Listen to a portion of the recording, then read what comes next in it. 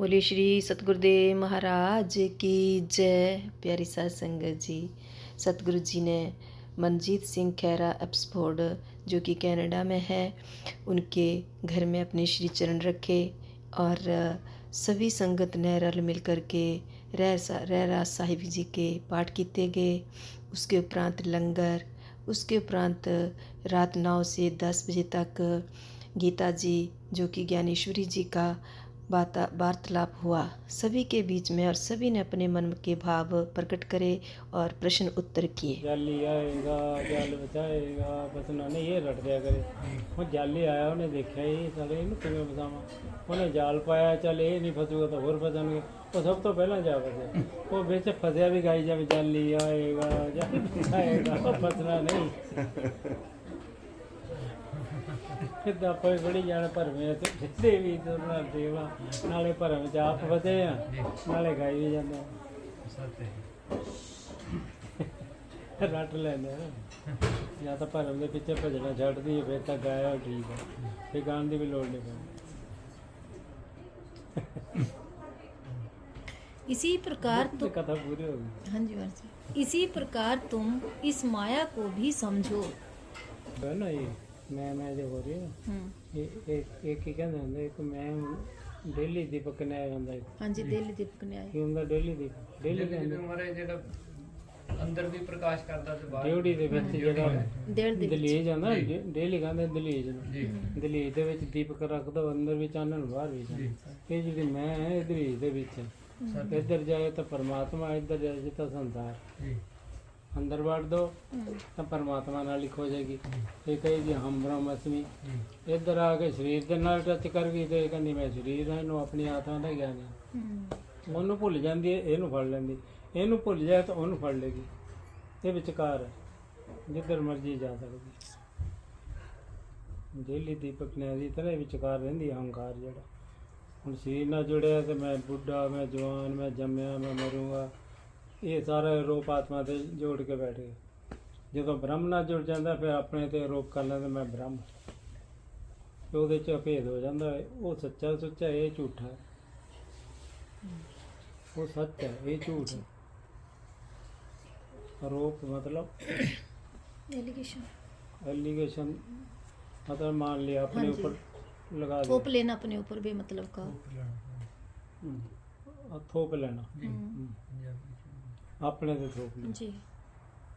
जिवें बच्चा बीमार तो बच्चा होंदा, माँ ही रोई जाती, वो दुख अपने ते आरोप कर लेंदी। दुख है नहीं उन्होंने, ਉਹਦੇ ਦੁੱਖ ਨੂੰ ਆਪਣੇ 'ਚ ਹੀ ਮੰਨ ਕੇ ਬਹਿ ਜਾਂਦੇ। जी इदा भी सोच सकते हैं कि आत्मा में अनात्म बुद्धि कर लेना। आत्मा में अनात्म बुद्धि ये दा दृष्टांत हो गया ना, दोनों तरफ चलती है जी। जी क्योंकि मैं पहले क्या डेली दीपक ने जी। अच्छा, दो तरफ सेंटर चलता है। जी जी। आत्मा में अनात्म बुद्धि और अनात्मा में आत्म बुद्धि। आत्म बुद्धि, जी दोनों तरफ चल रहा है। ਹੁਣ ਅਨਾਤਮਾ में आत्म बुद्धि, मैं देखता, मैं सुनता, मैं जानता, ਅੱਖਾਂ ਕੰਨਾਂ ਨੂੰ ਲੈ ਕੇ ਕਰਦਾ ਕਿ ਨਹੀਂ। जी ਹੁਣ ਇਹ ਅੱਖਾਂ ਕੰਨ ਤਾਂ ਦੇਖ ਸੁਣ ਨਹੀਂ ਸਕਦੇ, जी। ਇਹ ਅਨਾਤਮਾ ਵਿੱਚ ਆਤਮ ਬੁੱਧੀ ਵੜ ਲਈ। ਉਧਰ ਕਹਿੰਦਾ ਮੈਂ ਬੁੱਢਾ, ਮੈਂ ਜਵਾਨ, ਉਹ ਆਤਮਾ ਨੂੰ ਲੈ ਕੇ ਇਹਦੇ ਸਰੀਰ ਉਧਰ ਦੇ ਉੱਤੇ ਆਰੋਪ ਕਰ ਲੇ। ਦੋਨੋਂ ਪਾਸੇ ਚੱਲਦਾ ਹੈ। हाँ जी। ਅਨਾਤਮਾ ਜਿਵੇਂ ਕਹਿੰਦਾ ਲੋਹਾ, ਲੋਹਾ ਤਪ ਜਾਏ ਜੀ, ਲੋਹਾ ਜਿੱਦਾਂ ਦਾ ਕਰਦਾ ਉਦਾਂ ਦਾ ਹੀ ਅੱਗ ਦਿਖਣ ਲੱਗ ਜਾਂਦੀ। ਲਾਲ ਲੋਹਾ ਬਿਲਕੁਲ ਅੱਗ ਦੇ ਵਿੱਚ ਪਾ ਦੋ, ਲਾਲ ਹੋ ਜਾਂਦਾ, ਉਹ ਤੇ ਅੱਗ ਤੇ ਉਹਦੇ 'ਚ ਫਰਕ ਹੀ ਨਹੀਂ ਦਿਖਦਾ। ਜੀ, ਪਰ ਉਹ ਹੈ ਕਿ ਉਹ ਗੋਲ ਦਿਖਣ ਲੱਗ ਜਾਂਦਾ। ਲੋਹਾ ਗੋਲ ਹੈ ਤਾਂ ਗੋਲ, जी। ਤੇ ਉਹਦੇ ਧਰਮ ਹੁਣ ਅੱਗ ਤਾਂ ਗੋਲ ਹੁੰਦੀ उसके ਨਹੀਂ, धर्मों को अपने में मान लेना। ਅੱਗ ਤਾਂ ਗੋਲ ਹੁੰਦੀ ਨਹੀਂ। ਜੀ, ਲੇਕਿਨ ਅੱਗ ਦੇ ਧਰਮ ਜਿਹੜੇ ਲੋਹੇ 'ਚ ਵੜ ਜਾਂਦੇ, ਲੋਹੇ ਦੇ ਧਰਮ ਅੱਗ 'ਚ ਦਿਖਣ ਲੱਗ ਜਾਂਦੇ। ਜੀ, ਜਿਵੇਂ ਸੜ ਜਾਂਦਾ ਬੰਦਾ ਤੇਲ ਗਿਰ ਕੇ, ਜੀ, ਉਹ ਕਿਵੇਂ ਸੜ ਗਿਆ, ਕਹਿੰਦਾ ਤੇਲ ਨੇ ਸਾੜਿਆ। ਜੀ। ਤੇਲ ਤੋਂ ਤਾਂ ਸਾੜਨ ਦੀ ਸ਼ਕਤੀ ਹੈ ਹੀ ਨਹੀਂ। ਤੇਲ ਗਰਮ ਸੀ, ਸੜਦਾ ਬੰਦਾ, ਸਾੜਿਆ ਤਾਂ ਅੱਗ ਨਹੀਂ। अग्नि ने। ਕੰਮ ਅੱਗ ਦਾ ਸਾੜਨਾ, ਤੇਲ ਦਾ ਸਾੜਨਾ ਕੰਮ ਨਹੀਂ ਹੈ। ਇਦਾਂ ਹੀ ਇਹ ਆਰੋਪ ਕਰ ਲੈਂਦਾ ਦੋਨੋਂ ਪਾਸੇ, ਡੇਲੀ ਦੀ ਪਕਨਿਆਂ ਦੀ ਤਰ੍ਹਾਂ। जी। ਇਹ ਸਮਝ ਆ ਜਾਏ ਤਾਂ ਫਿਰ ਛੱਡ ਦੇ। ਇਸ ਤਰ੍ਹਾਂ ਹੀ ਮੈਂ ਕਰਤਾ ਭੋਗਤਾ ਬਣਿਆ ਬੈਠਾ।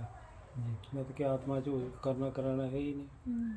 ਆਤਮਾ ਦੀ ਸੱਤਾ ਨਾਲ ਕਰਮ ਹੁੰਦਾ, ਆਤਮਾ ਕਰਦੀ ਕੁਛ ਨਹੀਂ। ਚੁੰਬਕ ਦੀ ਸ਼ਕਤੀ ਲੈ ਕੇ ਲੋਹਾ ਨੱਚਦਾ ਰਹਿੰਦਾ, ਚੁੰਬਕ ਨਹੀਂ ਉਹਨੂੰ ਹਿਲਾਉਂਦਾ। ਉਹਦੇ ਨੇੜੇ ਚੁੰਬਕ ਦੇ ਜਿਹੜਾ ਲੋਹਾ ਆਏਗਾ ਉਹ 'ਚ ਹਲਚਲ ਹੋ ਹੀ ਜਾਂਦੀ। ਇੱਦਾਂ ਅੰਤःਕਰਨ ਜਿਹੜਾ ਆਤਮਾ ਦੇ ਨਜ਼ਦੀਕ ਹੋਣ ਕੇ ਇਹਦੀ ਸੱਤਾ ਲੈ ਲੈਂਦਾ। ਦੇਖਣਾ, ਜਾਣਨਾ, ਸੁਣਨਾ, ਇਹ ਸਾਰੀ ਸ਼ਕਤੀ ਜਿਹੜੀ ਹੈ ਚੇਤਨਾ ਦੀ, ਆਤਮਾ ਦੀ, ਇਹਦੇ 'ਚ ਆ ਜਾਂਦੀ। ਜਿਵੇਂ ਲੋਹੇ ਦੇ ਵਿੱਚ ਅੱਗ ਥੱਲੇ ਵਾਲੀ, ਤਵਾ ਗਰਮ ਹੋ ਜਾਂਦਾ, ਫਿਰ ਉੱਤੇ ਰੋਟੀ ਪਕਾ ਲੈਂਦਾ। ਰੋਟੀ ਪਕਾਈ ਤਾਂ ਅੱਗ ਨੇ, ਮਾਈਆਂ ਕਹਿੰਦੇ ਮੈਂ ਰੋਟੀ ਪਕਾਈ, ਤੇ ਮੈਂ ਕੀ ਹੈ? ਵਿਚਾਰ ਕਰੋ ਤੇ ਮੈਂ ਟੁੱਟਦੀ ਹੈ। ਮੈਂ ਨੂੰ ਤੋੜਨ ਵਾਸਤੇ ਸਾਰੇ ਤਰੀਕੇ ਨੇ। ਉਹ ਜਾਂ ਮੈਂ ਪੂਰੀ ਤਰ੍ਹਾਂ ਟੁੱਟ ਗਈ ਇੱਧਰੋਂ, ਫਿਰ ਆਪੇ ਆਤਮਾ ਨਾਲ ਜੁੜ ਜਾਣੀ। ਇੱਧਰੋਂ ਤੋੜਨਾ ਕੰਮ ਹੈ, ਉਧਰ ਜੁੜ ਆਪੇ ਹੀ ਜਾਣੀ ਹੈ, ਕਿਉਂਕਿ ਨਿਕਲੀ ਉਹਦੇ ਵਿੱਚੋਂ ਆਤਮਾ ਜਿਹੜੀ ਹੈ। ਮੈਂ ਜਿਹੜੀ ਹੈ ਨਿਕਲੀ ਆਤਮਾ ਬ੍ਰਹਮ ਦੇ ਵਿੱਚੋਂ। ਜਾਂ ਤੇ ਉਪਜੀ ਜਿੱਥੋਂ ਉਪਜੀ ਉਹਦੇ ਵਿੱਚ ਹੀ ਮਿਲਣੀ ਹੈ, ਜਾਂ ਜਦੋਂ ਮਰਜ਼ੀ। ਪਹਿਲਾਂ ਟੁੱਟਣੀ ਵਾਲੇ ਫਿਰ ਜੁੜਨੀ ਹੈ ਕਿ ਪਹਿਲਾਂ ਜੁੜਨਾ ਫਿਰ ਟੁੱਟ ਜਾਣਾ? ਪਹਿਲਾਂ ਟੁੱਟੇਗੀ ਫਿਰ ਜੁੜੇਗੀ ਨਾ। ਇਹ ਸਰੀਰ ਨਾਲ ਜੁੜੀ ਹੋਈ ਹੈ, ਇੱਧਰੋਂ ਟੁੱਟੇਗੀ ਤਾਂ ਉਹਦੇ 'ਚ ਜੁੜ ਜਾਏਗੀ। ਜੁੜ ਜਾਏਗੀ ਤਾਂ ਇਹਨੂੰ ਭੁੱਲ ਜਾਏਗੀ, ਤੇ ਫਿਰ ਉਹਦੇ 'ਚ ਵਿਲੀਨ ਹੀ ਹੋ ਜਾਏਗੀ। ਜਿਵੇਂ ਕਹਿੰਦੇ ਮੈਂ ਨਾਮ ਜਪੀ ਜਾਊਂਗੇ ਤਾਂ ਉਧਰ ਪ੍ਰੇਮ ਪਈ ਜਾਏਗਾ, ਉਹ ਨਾਮ ਪ੍ਰੇਮ ਨਾਲ ਫਿਰ ਤੁਹਾਡੀ ਇਹ ਹੋਮ ਹੈ ਆਪੇ ਦੂਰ ਹੋ ਜਾਏਗੀ। ਨਾਮ ਜਪਾਂਗੇ ਪ੍ਰੇਮ ਬਣੇਗਾ। ਕਿੰਨੀ ਸੂਖਮ ਕਹਾਣੀ। ਇਹ ਤਾਂ ਬਾਅਦ ਦੀ ਗੱਲ ਹੈ ਜਪੀ ਜਾਓ ਤੇ ਪ੍ਰੇਮ ਆਂਦਾ ਹੈ। ਇੱਕ ਜਗ੍ਹਾ ਮਾਰੇ ਕਹਿੰਦੇ ਵੀ ਜੀਵ ਨੇ ਥੱਕ ਜਾਣਾ ਜਪਦੇ ਜਪਦੇ, ਤੈਂ ਅੱਕ ਜਾਣਾ। ਜੀਵ ਨੇ ਮਨ ਨੇ ਥੱਕ ਜਾਣਾ, ਜੀਵ ਨੇ ਖੜ ਜਾਣਾ। ਇਸ ਤਰ੍ਹਾਂ ਕੋਈ ਗੱਲ ਨਹੀਂ, ਠੀਕ ਹੈ ਨਾ। ਇਹ ਸਿਮਰਨ ਸਟਾਰਟਿੰਗ 'ਚ ਹੁੰਦਾ ਹੈ। ਸਿਮਰਨ ਕਰਦੇ ਕਰਦੇ ਇਹਦਾ ਵੀ ਇੱਕ ਯੁਕਤੀ ਜਦ ਤੱਕ ਸਮਝ ਨਹੀਂ ਆਉਂਦੀ, ਫਿਰ ਜਦ ਤੱਕ ਜੁੜ ਨਹੀਂ ਜਾਂਦਾ। ਹੁਣ ਇਹ ਸਿਮਰਨ ਦੀ ਵਿਧੀ ਕੀ ਹੈ? ਸਿਮਰਨ ਵਾਸਤੇ ਬਾਣੀ ਕਿੰਨੇ ਤਰ੍ਹਾਂ ਦੀ ਹੁੰਦੀ ਹੈ? ਪੰਜ। ਬੋਲ। ਵੈਖਰੀ, ਪਛੰਤੀ, ਮਧਮਾ, ਪਰਾ। ਪਹਿਲੇ ਵੈਖਰੀ, ਫਿਰ ਮੱਧਮ, ਫਿਰ ਪਛੰਤੀ, ਫਿਰ ਪਰਾ। ਹੁਣ ਪਰਾ ਕਿਹੜੀ ਹੁੰਦੀ ਹੈ? ਜਿਹੜੀ ਅੰਦਰੋਂ ਕਿਹੜੀ ਹੁੰਦੀ? ਵੈਖਰੀ ਕਿਹੜੀ ਹੁੰਦੀ ਹੈ? ਬੈਕਰੀ ਬੋਲਦੇ ਜਿਹੜੀ ਮਤਲਬ ਜਿਹੜੀ ਮਨ ਚੋਂ ਅੰਦਰੋਂ ਨਿਕਲ ਮਨ ਚ ਨਹੀਂ ਹੁੰਦੀ, ਬੈਕਰੀ ਦੇ ਬੋਲ ਜਿਹੜੀ ਜੀਭ ਦੇ ਨਾਲ ਮੂੰਹ ਚ ਗੁੜ ਕਰੀ ਜਾਂਦੇ ਨਾ, ਇਹ ਮੱਧਮਾ ਹੁੰਦੀ। ਤੇ ਪਛੰਤੀ ਕੀ ਹੁੰਦੀ ਹੈ? ਮਨ ਵਿੱਚ। ਤੇ ਮਨ ਦੇ ਵਿੱਚ ਜਦੋਂ ਇਹ ਪਰਾ ਜੀ ਗਈ ਤੇ ਉੱਥੇ ਸਮਾਧੀ ਲੱਗ ਜਾਣੀ, ਫੇਰ ਨਹੀਂ ਰਹਿੰਦੀ ਬਾਣੀ। ਉਹ ਪਰਾ ਦੇ ਵਿੱਚੋਂ ਜਿਹੜੀ ਆਉਂਦੀ ਹੁਣ, ਜਿਵੇਂ ਸਾਡੇ ਕੋਈ ਚੀਜ਼ ਯਾਦ ਆਈ ਤੇ ਪਰਾ ਚੋਂ ਨਿਕਲਦੀ, ਫਿਰ ਮੱਧਮਾ ਤੇ ਆਉਂਦੀ, ਮਨ ਚ ਆਏਗੀ, ਮਨ ਚੋਂ ਫਿਰ ਕੰਠ ਚ ਆਏਗੀ, ਕੰਠ ਚੋਂ ਫਿਰ ਵੈਕਰੀ ਬਣਦੀ। ਇੱਦਾਂ ਹੀ ਵਾਪਸ ਜਾਣੇ, ਵਾਪਸ ਇੱਦਾਂ ਲੈ ਜਾਵਾਂਗੇ। ਨਾਮ ਜਪਦੇ ਜਪਦੇ ਮਨ 'ਚ ਚਲੇ ਜਾਵਾਂਗੇ। ਪਹਿਲਾਂ ਤਾਂ ਬੋਲ ਕੇ ਜਪਦੇ ਨੇ, ਫਿਰ ਗਲੇ 'ਚ ਜਪਦੇ ਨੇ, ਫਿਰ ਮਨ ਦੇ ਨਾਲ ਜੁੜ ਜਾਏंगे। ਮਨ ਦੇ ਨਾਲ ਜੁੜ ਗਏ ਤਾਂ ਫਿਰ ਸਮਾਧੀ ਲੱਗੇਗੀ। ਬੈਠ ਕੇ ਅਗਰ ਮਨ ਦੇ ਨਾਲ ਦੇਖਾਂਗੇ ਤਾਂ ਫਿਰ ਸਮਾਧੀ ਲੱਗ ਜਾਏਗੀ। ਕਿਉਂ ਲੱਗ ਜਾਏਗੀ? ਤੇ ਜਦੋਂ ਇਹ ਸਤਸੰਗ ਕਰੇਗਾ, ਸੁਣੇਗਾ, ਤਾਂ ਇਹਨੂੰ ਗਿਆਨ ਹੋਏਗਾ। ਨਹੀਂ ਤਾਂ ਉੱਥੇ ਸੋਚਦਾ ਰਹਿ ਜਾਏਗਾ ਮੇਰੇ ਨਾਲ ਕੀ ਘਟਨਾ ਘਟ ਗਈ, ਕੀ ਹੋ ਗਿਆ, ਕੀ ਨਹੀਂ ਹੋਇਆ, ਪਤਾ ਨਹੀਂ ਮੈਂ ਕੀ ਹੋਇਆ, ਮੈਂ ਕੀ ਦੇਖਿਆ ਅੰਦਰ, ਮੈਨੂੰ ਸਮਝ ਹੀ ਨਹੀਂ ਆਉਂਦੀ। ਇਸ ਕਰਕੇ ਗੁਰੂ ਦੀ ਲੋੜ ਪੈਂਦੀ। ਫਿਰ ਸਤਸੰਗ ਦੁਆਰਾ ਗੁਰੂ ਸਮਝਾਉਂਦਾ ਆਤਮਾ ਦਾ, ਪਰਮਾਤਮਾ ਦਾ ਲੱਛਣ। ਜਿਹੜੇ ਪਰਮਾਤਮਾ ਦੇ ਲੱਛਣ ਨਹੀਂ ਦੱਸਦੇ, ਉਹ ਫਿਰ ਸਮਝ ਆਉਣਗੇ ਤਾਂ ਫਿਰ ਅੰਦਰ ਜਾ ਕੇ ਫਿਰ ਸਮਝ ਆਉਂਦੀ। ਹੋਮ ਹੈ ਫਿਰ ਮਾਰੇ ਕਦੋਂ ਟੁੱਟਣੀ ਹੈ? ਹੋਮੇ ਟੁੱਟਣੇ ਦਾ ਕਿਆ? ਵਿਚਾਰ ਨਾਲ ਹੀ।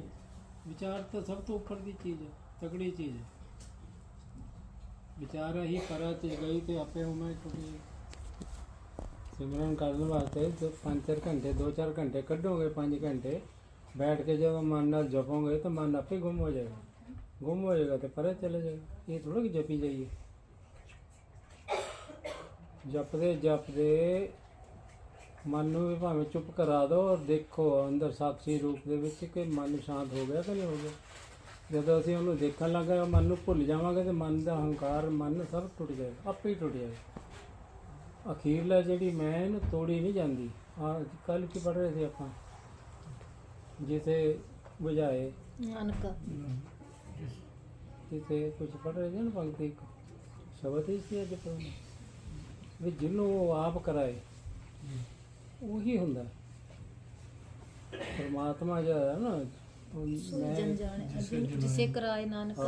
ਇਸ ਤਰ੍ਹਾਂ ਇਹ ਪੰਕਤੀਆਂ ਕਈ ਨੇ। ਕਰੇ ਕਰਾਏ ਆਪੇ नहीं जिसे कराया सोई जन जा हाँ, सोई जन ਜਿਹਨੂੰ ਉਹ जाने ਜਨਾਏਗਾ ਈਸ਼ਵਰ ਜਿਹਦਾ ਰਸਤਾ ਖੋਲ ਦੇਗਾ ਈਸ਼ਵਰ ਬੈਠਾ ਵਿੱਚ ਤਾਂ ਹੀ ਕਹਿੰਦੇ ਈਸ਼ਵਰ ਤੇ ਗੁਰੂ ਦੀ ਦੋਨਾਂ ਦੀ ਕਿਰਪਾ ਗੁਰੂ ਨੇ ਇਹਨੂੰ ਅੰਤਰਮੁਖ ਲੈ ਜਾਣਾ ਈਸ਼ਵਰ ਨੇ ਰਸਤਾ ਖੋਲਣਾ ਉਹ ਕਿਉਂ ਈਸ਼ਵਰ ਕਾਹਦਾ ਅੜਿੱਕਾ ਲਾਉਂਦਾ ਕਿਉਂਕਿ ਉਹ ਫਲ ਪ੍ਰਦਾਤਾ ਹੈ ਉਹਨੇ ਸਾਡੇ ਭੋਗ ਕਰਮ ਜਿਹੜੇ ਦੇਖਣੇ ਨੇ ਜਿਹੜਾ ਕੋਈ ਸਾਡਾ ਕੋਈ ਬਹੁਤ ਤਗੜਾ ਕਰਮ ਹੋਏਗਾ ਨਾ ਉਹਨੇ ਇਹ ਸਰੀਰ 'ਚ ਗਿਆਨ ਹੋਣ ਹੀ ਨਹੀਂ ਦੇਣਾ ਈਸ਼ਵਰ ਨੇ ਰਾਹ ਹੀ ਨਹੀਂ ਖੋਲ੍ਹਣਾ ਫਿਰ ਇਹ ਭੋਗ ਕੇ ਛੁੱਟੇਗਾ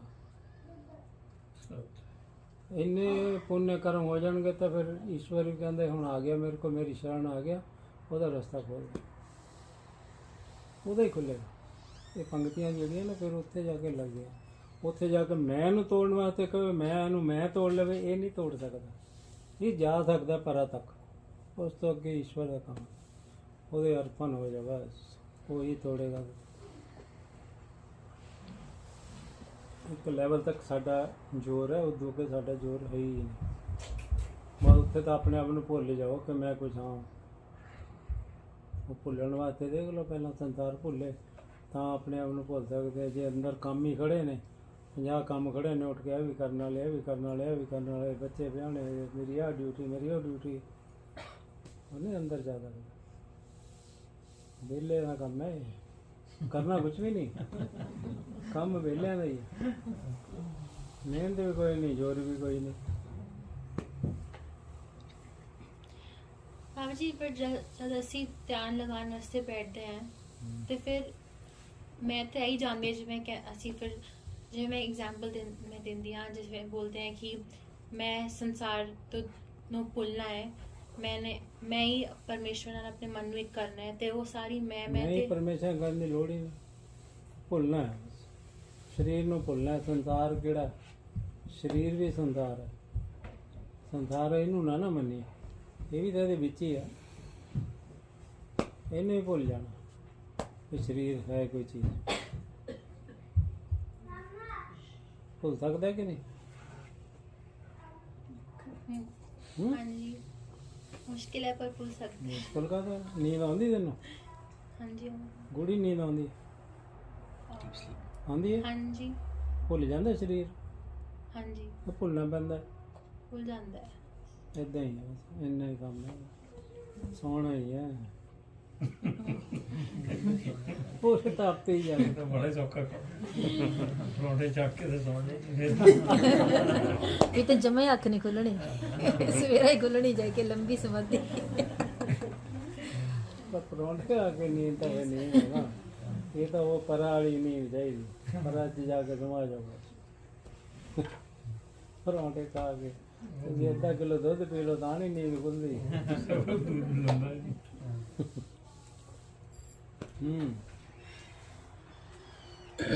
ठीक उसी प्रकार शरीर का नाश हो जाने पर भी स्वरूप का नाश नहीं होता ਇਸ ਕਰਕੇ ਡਰਨ ਦੀ ਲੋੜ ਹੀ ਨਹੀਂ ਸਮਾਧੀ 'ਚ ਵੀ ਪਤਾ ਨਹੀਂ ਕੀ ਹੋ ਜਾਏਗਾ ਆਤਮਾ ਤਾਂ ਮਰਦਾ ਨਹੀਂ ਤੇ ਇਹ ਸਮਾਧੀ ਲੋੜ ਕੇ ਡਰਦਾ ਬੰਦਾ ਇਹ ਪਤਾ ਨਹੀਂ ਕੀ ਹੋ ਜਾਏਗਾ ਸੰਸਾਰ ਹੀ ਉੱਡ ਜਾਏਗਾ ਮੈਂ ਪਤਾ ਹੀ ਨਹੀਂ ਬਣ ਕੀ ਜਾਏਗਾ ਤੇ ਆਤਮਾ ਤਾਂ ਮਰਦਾ ਹੀ ਨਹੀਂ ਸਰੀਰ ਜਾਏ ਤਾਂ ਜਾਏ ਐਵੇਂ ਥੋੜਾ ਦਸਾਂ ਬਾਜਾਂ ਨੇ ਕਿਹਾ ਉਹ ਕੀ ਆ ਤਲੀ ਤੇ ਰੱਖ ਕੇ सिर हथेली ते रख के फिर आ मेरे पास ਹਾਂ पहले ਸਿਰ ਧਰ ਤਲੀ गली में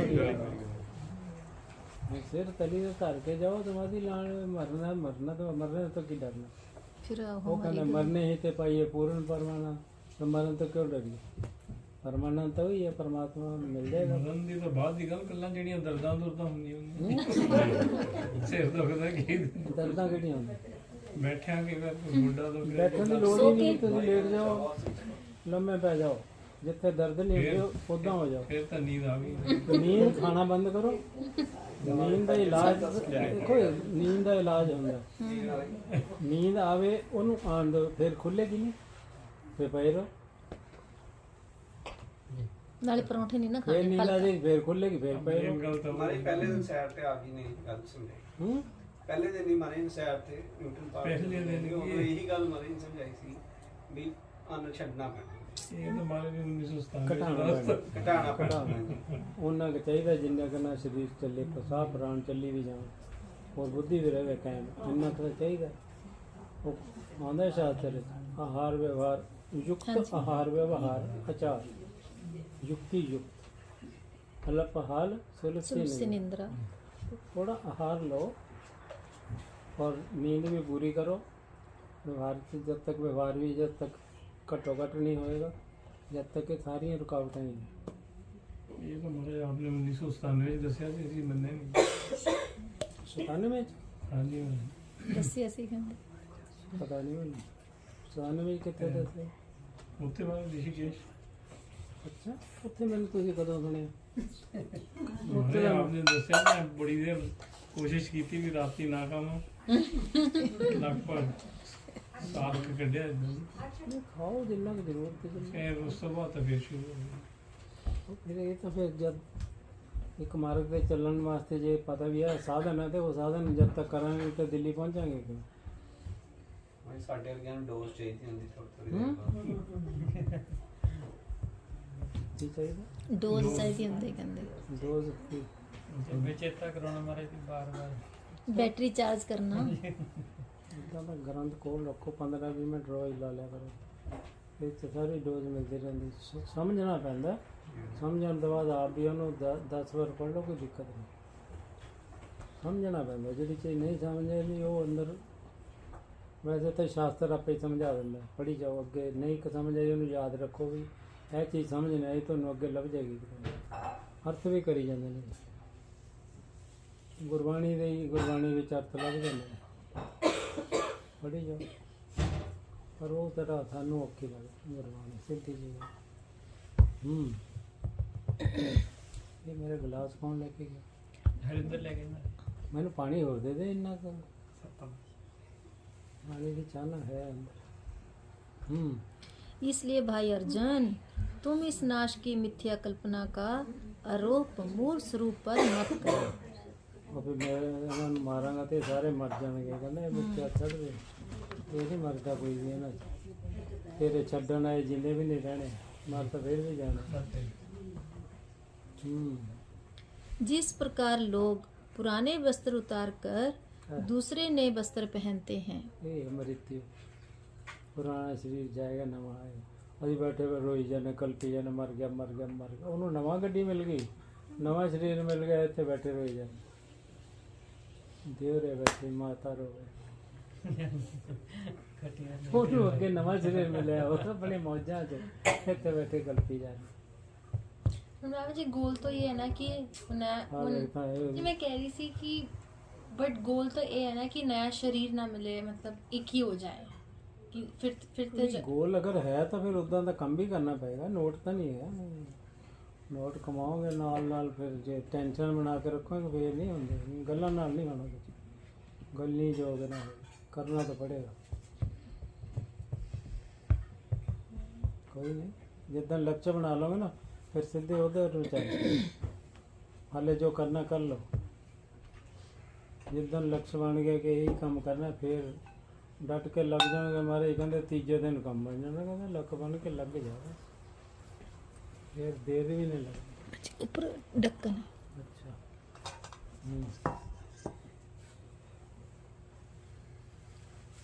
चलो। जिस प्रकार लोग पुराने वस्त्र उतार कर दूसरे नए वस्त्र पहनते हैं, उसी प्रकार ये चैतन्य आदिपति जीव आत्मा एक शरीर को छोड़कर दूसरा शरीर धारण करता है। चैतन्य अधिपति व्यद चैतन्य आदिपति, हाँ जी मान जी, अधिपति। यह आत्मा अनादि, निरंतर, स्वतः सिद्ध, उपाधिहीन और अत्यंत निर्दोष है। इसीलिए शस्त्रों आदि से इसका छेद नहीं हो सकता। कल्पांत वाले जल पलावन से भी यह भीग नहीं सकता और आग से भी इसे जलाया नहीं जा सकता। पवन की शोषक शक्ति का प्रभाव भी इस पर नहीं पड़ सकता। हे अर्जुन, यह आत्मा अविनाशी, विकारहीन, शाश्वत और सर्वव्यापी है और इसीलिए यह स्वयं ही परिपूर्ण रहता है। ਇਹ ਕਾਹਦੇ ਰੋਣਾ? ਰੋਣੇ ਦਾ ਕੋਈ ਥਾਂ ਹੀ ਨਹੀਂ।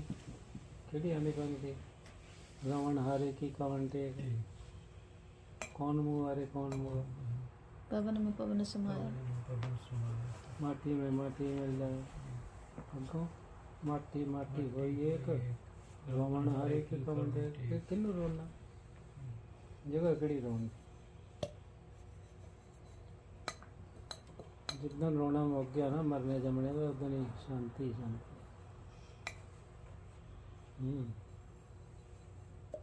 जन्म मरण को दुख वाला। चलो जी, जी महाराज हो गया जी। ते जी नहीं मारे जी वो कहते जी उदों उधर आए सी मैं जी हाँ? 1982 ਚ ये 82 हाँ मेरे ख्याल 82 81 ਚ ਮੰਦੀ ਦਿੱਤੀ ਹੈ ਨਾ ਮਾਰੇ ਮੰਨਤ ਨੂੰ। 82 ਚ ਉਹਨੇ ਸਰੀਰ ਛੱਡਿਆ, जी ਉਦੋਂ ਮੈਂ ਉੱਥੇ ਸੀਗਾ। साथे जी ਪਹਿਲੀ ਵਾਰੀ ਦੇਖਿਆ ਉਧਰ ਮੰਨਤਾ ਸਰੀਰ ਛੱਡਿਆ, ਉੱਥੇ ਬਾਹਰ ਸਰੀਰ ਪਿਆ, ਸਾਧੂ ਮਹਾਤਮਾ ਆ ਰਹੇ ਸਭ ਬੈਠੇ ਆ। इधरों घंटी बजी रोटी खाधी, मेरे ख्याल रोटी और मैं कहा रोटी राटी चलती रही, लंगर चलता रहा। जी शरीर उत्थे पे आने वाले साधु महात्मा बहते रहे। जी उस बाद चले गए, जलूस कढ़ के लेके गए शहर विचों, जी गंगा प्रवाह किया। जी गंगा प्रवाह करके आए हैं, आके घंटी बजी सारे क्या भी मैं ला था बल्ले बल्ले है साधुओं की जिंदगी अलग है।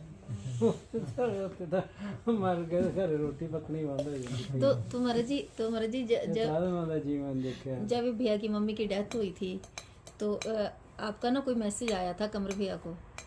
तो कमर भैया, मैं जब उस टाइम दिल्ली आई हुई थी, आश्रम पुराने वाले आश्रम में थे हम, तो फ़ोन आया कि मेरे को कहते नीलम महाराज जी की माता जी की ना डेथ हो गई है। अब मैं बोलूँ मैं कैसे बताऊँ, मुझे क्या पता था कि महाराज जी होते हैं। मैं तो मैं तो ये पहली बार 1-2 बार ही आई थी।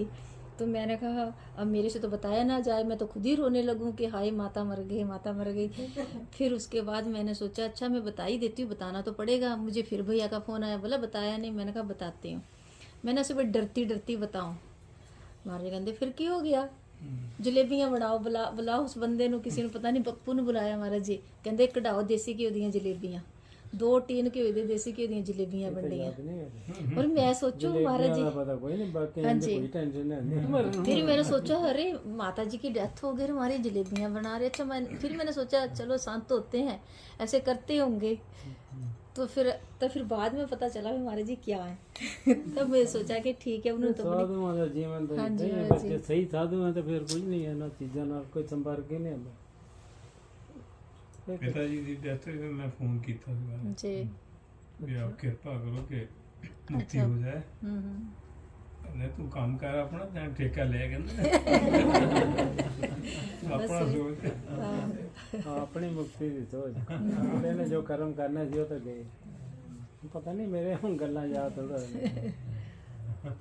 अपनी मुक्ति के साधन कर सकते हैं। बाकी जेड़ा कर्म है उन्हें तो अपना कर्म कीता ते गया, उन्हें तो अपना शरीर ले लिया,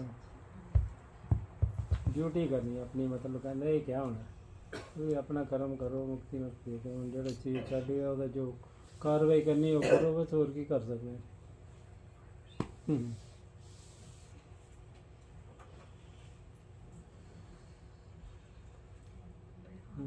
जी जो उत्पन्न होता है उसका नाश भी होता है, और जो नष्ट होता है वह फिर से उत्पन्न भी होता है। और यह चक्कर पानी के रहट की तरह बराबर चलता रहता है।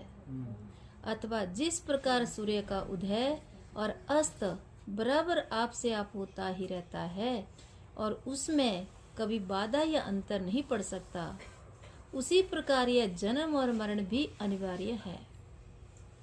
जब महाप्रलय का समय आता है तब यह त्रैलोक्य ही नष्ट हो जाता है, पर फिर भी उससे आदि और अंत टल नहीं सकता। यदि यह बात तुम्हारे मन में ठीक जचती हो तब फिर तुम यह दुख क्यों करते हो। भाई धनुधर पारथ, तुम जानबूझकर अज्ञान में क्यों पड़ते हो। महाराज जी धनुधर धनुधर से आगे की बोलो। पारथ महाराज जी, भारत ये पारथ संबोधन करते हैं ना महाराज जी।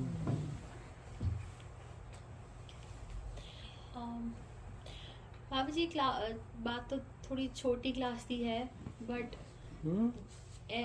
मैं हिंदी में बोल रही थी। बाबा जी बात तो थोड़ी छोटी क्लास की है, बट जैसे कि जो कहते हैं ना कि दुख क्यों होता है या दुख या रोते क्यों, तो मुझे लगता है वो भी स्वार्थ की वजह से ही होता है, क्योंकि काफी स्वार्थ जैसे स्वार्थ की थी तेरा स्वार्थ। दादी नाल जैसे कि मन करता है दादी कि तो की स्वार्थ थी तो दस गला स्वार्थ मतलब आई थिंक मतलब तू सेल्फिशनेस। अपना नोट कमा रही, ਵਿਆਹ ਤੇਰਾ ਹੋ ਗਿਆ, ਮ੍ਰਿਤਿੂ जी ਇਹਦੇ ਵਿਚਕਾਰ ਜਿਹੜਾ ਪੁਰਸ਼ਨ ਹੈ ਉਹਦੀ ਗੱਲ ਜਨਮ ਔਰ ਲੈ ਮਤਲਬ ਮ੍ਰਿਤਿੂ।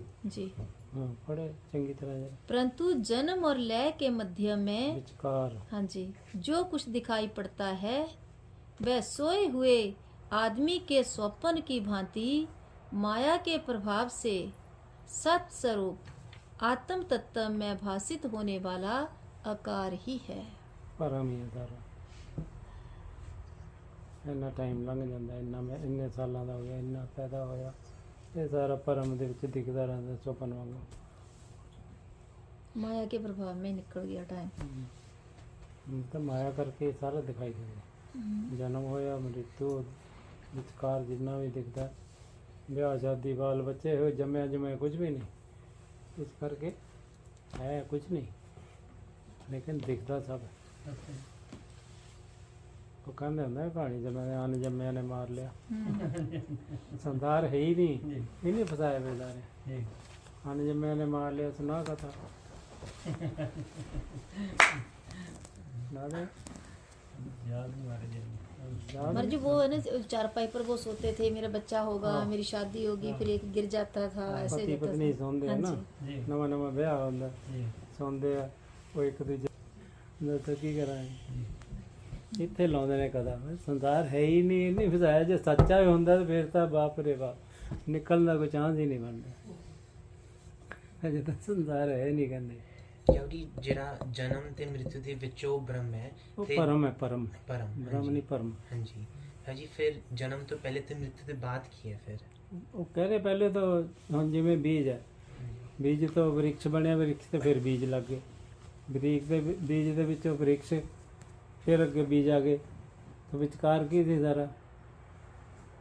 ਕੁਝ ਵੀ ਨਹੀਂ। ਪੈਦਾ ਹੋਇਆ, ਹੋ ਕੇ ਵੱਡਾ ਹੋ ਕੇ ਫਿਰ ਬੀਜ ਲੱਗੇ, ਬੀਜਾਂ ਤੋਂ ਫਿਰ ਵ੍ਰਿਕਸ਼, ਇੱਦਾਂ ਹੀ ਚੱਲਦਾ ਨੇ। ਆਕਾਰ ਰਹਿਤ ਹੋ ਗਿਆ ਨਾ।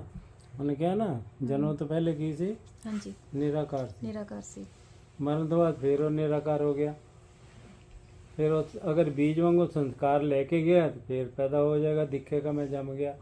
ਫਿਰ ਮ੍ਰਿਤਿੂ ਹੋਏਗੀ, ਫਿਰ ਨਿਰਾਕਾਰ ਹੋ ਜਾਏਗਾ। ਬੀਜ ਜਿਵੇਂ ਬੀਜ ਤੋਂ ਵ੍ਰਿਕਸ਼, ਵ੍ਰਿਕਸ਼ ਤੋਂ ਫਿਰ ਬੀਜ। ਅਗਰ ਤਾਂ ਸੰਸਕਾਰ ਨੇ ਜੰਮਣ ਦੇ, ਵਾਸ਼ਨਾ ਪਈਆਂ ਨੇ, ਤਾਂ ਫਿਰ ਦੁਬਾਰਾ ਜਨਮ ਹੋਏਗਾ। ਇਹ ਦਿਖਦਾ ਰਹੇਗਾ ਸੁਪਨ, ਬਾਰ-ਬਾਰ ਹੋਏਗਾ ਸੁਪਨ ਹੀ, ਬਣਨਾ ਬਣਾਉਣਾ ਕੁਝ ਵੀ ਨਹੀਂ। यही बार बार कह रहे सारे गुरु ग्रंथ जी के, सारे ग्रंथ ही यही कहते। योग शिष्ट पढ़ेगा तो बिल्कुल ही इत्थे करदा, नेड़े लगण ही नहीं दिंदे, संसार ਨੂੰ खड़े होने नहीं दिंदे। ਬਣਾਉਣਗੇ ਸਾਰਾ ਸੰਸਾਰ। ਕਿੱਥੋਂ ਬਣਿਆ? ਸੰਕਲਪ ਨਾਲ। ਜਿਹੜੀ ਚੀਜ਼ ਜਿਸ ਤੋਂ ਬਣੀ ਹੈ ਉਹਦਾ ਹੀ ਰੂਪ ਹੁੰਦੀ ਹੈ। ਸੰਕਲਪ ਤੋਂ ਬਣਿਆ ਸੰਸਾਰ, ਉਹ ਸੰਕਲਪ ਰੂਪ ਹੀ ਹੈ। ਮਿੱਟੀ ਤੋਂ ਬਣੇ ਬਰਤਨ ਮਿੱਟੀ ਰੂਪ ਨੇ, ਸੋਨੇ ਤੋਂ ਬਣੇ ਗਹਿਣੇ ਸੋਨਾ ਹੀ ਸੋਨਾ ਹੈ।